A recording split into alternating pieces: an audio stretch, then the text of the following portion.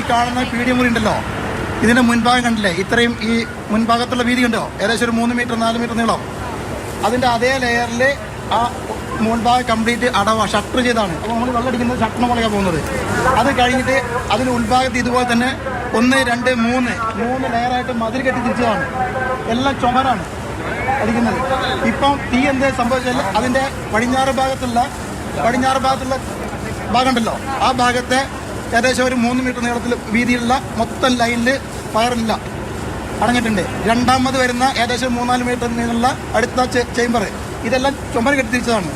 അപ്പോൾ നമ്മൾ വെള്ളം ഇങ്ങനെ അടിക്കുമ്പോൾ എത്താത്തത്, അതിൻ്റെ ഉള്ളിലും തീ അണഞ്ഞു എന്ന് പറയാം. ചെറിയ കണൽ മാത്രമേ ഉള്ളൂ.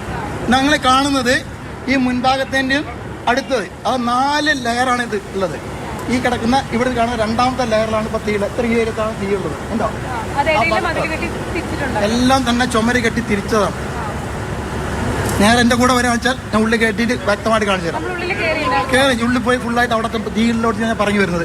ഈ കോണി വഴി കയറി ഇതിൻ്റെ ഈ വഴി ഏതാ ഇതിനുള്ളിലോട്ട് കയറി ആ തീയിലോട്ട് ഇതാ പോയിട്ട് വരുന്നത്. അപ്പോൾ ഈ ലെയറിങ് അത് മാത്രമേ ഉള്ളൂ.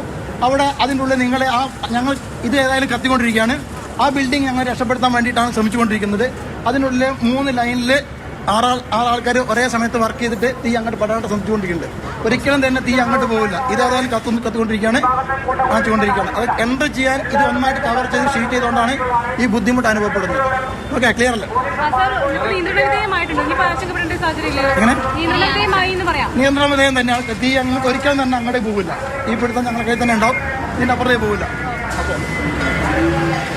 ഈ നിയന്ത്രണ വിധേയം എന്ന് തന്നെ ഫയർഫോഴ്സ് ഉദ്യോഗസ്ഥൻ വ്യക്തമാക്കുകയാണ്. ഒപ്പം അദ്ദേഹം പറഞ്ഞ കാര്യമാണ്, അത് കെട്ടിടം പല ലെയറുകളായിട്ട് ചുവര് കെട്ടിമറച്ച നിലയിലാണ്. അതൊക്കെ ഈ സുരക്ഷാ സംവിധാനങ്ങൾ പാലിച്ചുകൊണ്ടാണോ എന്നത് പ്രധാനപ്പെട്ട ഒരു കാര്യമാണ്. അങ്ങനെ ആയിരിക്കാൻ സാധ്യതയില്ല. അതാണ് അദ്ദേഹത്തിൻ്റെ വാക്കുകളിൽ നിന്ന് വ്യക്തമാകുന്നത്. ഒരു കെട്ടിടത്തിന് ഫയർഫോഴ്സിൻ്റെ സേഫ്റ്റി അനുമതി, അങ്ങനെ പല ഡിപ്പാർട്ട്മെൻറ്റുകളുടെയും അനുമതിയോടുകൂടി മാത്രമാണ് ഇത്തരം കെട്ടിടങ്ങളൊക്കെ പ്രവർത്തിക്കേണ്ടത്.